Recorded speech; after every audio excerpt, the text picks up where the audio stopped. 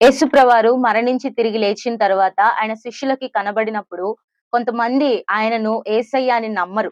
వారు భయపడతారు. కొంతమంది సందేహపడతా ఉంటారు. అప్పుడు యేసయ్య అంటాడు, మీరెందుకు సందేహపడుతున్నారు? మీకు సందేహము పుట్టనేలా అని యేసయ్య అంటాడు. అంటే వారు యేసయ్యతో ఉన్నవారే, యేసయ్యతో కలిసి తిరిగిన వారే, యేసయ్య వారి జీవితంలో ఆశీర్వాదాలు చేసినవి చూసిన వారే అయినప్పటికీ కూడా యేసయ్యని గుర్తుపట్టలేదు. చాలా సార్లు మనం కూడా యేసయ్యని గుర్తుపట్టకుండా ఆయనని సందేహపడుతూ ఉంటాం.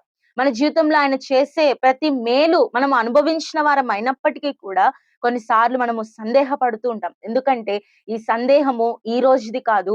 ఈ సందేహము ఆ రోజు ఏదైనా తోటలో మొదలైన ఆ సందేహము నేటికి కూడా సాతాను అదే ప్రయోగం చేస్తూ విశ్వాస జీవితాన్ని తప్పుత్రోవ పట్టిస్తా ఉన్నాడు. ఆ రోజు అవ్వ దగ్గర ఇది నిజమా అని ఒక ప్రశ్న వేశాడంతే. ఒక చిన్న సందేహం తీసుకొచ్చాడంతే. ఏదైనా తోట నుంచి వారు వెలివేయబడుతూ వచ్చారు.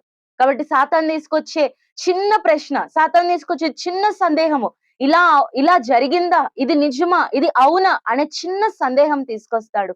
ఆ సందేహం వచ్చినప్పుడు ఏం చేయాలంటే, ఎవరికైతే విషయం అంతా తెలుసో అక్కడికి వెళ్లి ఆ సందేహాన్ని తీర్చుకోవాలి. లేకపోతే ఆత్మీయ జీవితం నష్టపోతుంది. ఏదైనా తోటలో జీవించవలసిన వారు బయటకొచ్చి ఏదైనా తోట నుంచి వెలివేయబడి కష్టపడి జీవించవలసిన పరిస్థితి వచ్చింది. ఎలాంటి కష్టం లేకుండా సమృద్ధిగా తిని బ్రతకవలసిన వారు కష్టపడి సేద్యం చేసుకొని బ్రతకాల్సి వచ్చింది.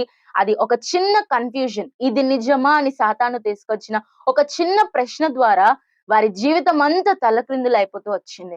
మన జీవితంలో కూడా సాతాను చిన్న సందేహం తీసుకొస్తాడు. అక్కడ యేసయ్యతో ఉన్నాడు తోమ. కానీ ఏమంటాడంటే, ఆయన గాయములలో నేను వేలు పెడితే కానీ నేను నమ్మను. అంత సందేహంతో తోమ ఉన్నాడు.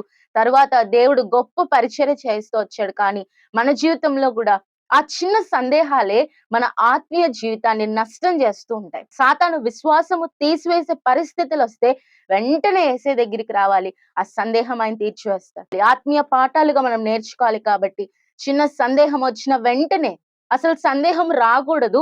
యేసయ్య మీద విశ్వాసం ఉంచాలి. ఒకవేళ విశ్వాసము తగ్గిపోతూ సందేహం వస్తే వెంటనే యేసయ్య దగ్గరికొస్తే దాన్ని తీసివేస్తాడు. ప్రశ్న ఏంటంటే లూకా సువార్త 24 అధ్యాయం 38 వచనంలో మీ హృదయంలో సందేహము పుట్టనేలా?